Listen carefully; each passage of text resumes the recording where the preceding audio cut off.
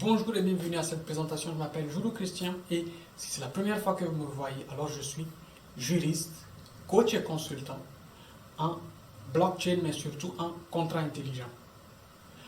Aujourd'hui, nous allons parler d'un sujet assez important qui, dans les mois à venir, les 2-3 années prochaines, va faire beaucoup de bruit. C'est celui de la catégorisation du contrat intelligent. Quelle va être la nature du contrat intelligent? Comment est-ce que juridiquement on va pouvoir classer un contrat intelligent? Est-ce que ce sera une classification habituelle ou bien le fait que ce soit sous forme de code? Eh bien, il aura une nature exceptionnelle ou bien c'est plutôt le corps juridique, le corps judiciaire dans son ensemble qui va devoir s'adapter à une nouvelle façon de concevoir le droit qui ne sera plus tout simplement web comme cela se fait aujourd'hui, mais qui va entrer dans une nouvelle étape de son développement et qui deviendra plutôt cryptographique. Bien, alors, il faut savoir qu'aujourd'hui, il y a au moins deux courants qui s'affrontent sur le terrain de la catégorisation du contrat intelligent.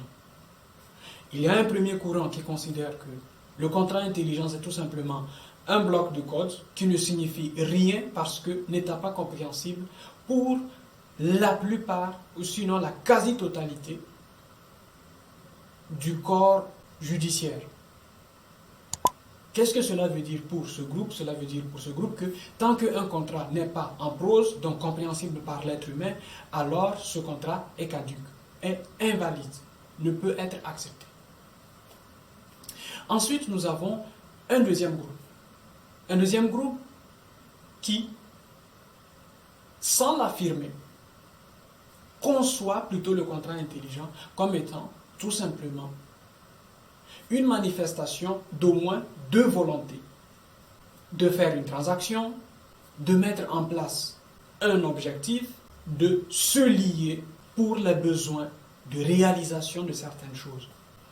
Et dans cette perspective-là, justement, on se rend compte de plus en plus que on va assister à une guerre d'influence entre la perception anglo-saxonne du monde des contrats, c'est-à-dire tout simplement une manifestation d'au moins deux ou plusieurs volontés, et de l'autre côté, une conception plutôt civile qui exige d'entrée de jeu qu'il y ait une compréhension humaine de ce que c'est qu'un contrat intelligent.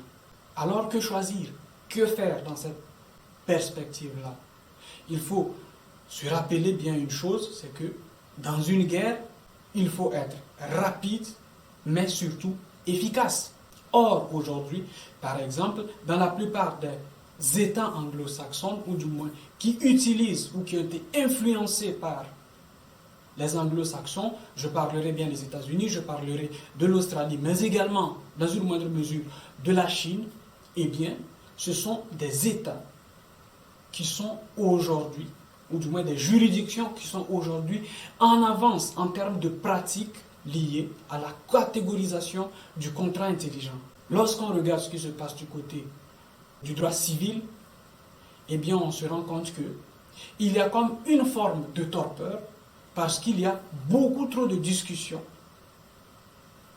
qui sont menées de part et d'autre et qui, au bout d'un moment, finissent par ralentir ou minimiser complètement les impacts que l'innovation, telle que l'innovation cryptographique sous forme de contrat intelligent, aurait bien pu apporter comme impact, ou du moins, ou alors comme influence dans la création de nouveaux systèmes juridiques, par exemple beaucoup plus inclusifs, ou la création de nouveaux domaines, de nouvelles façons de voir le droit, de nouveaux jobs, etc.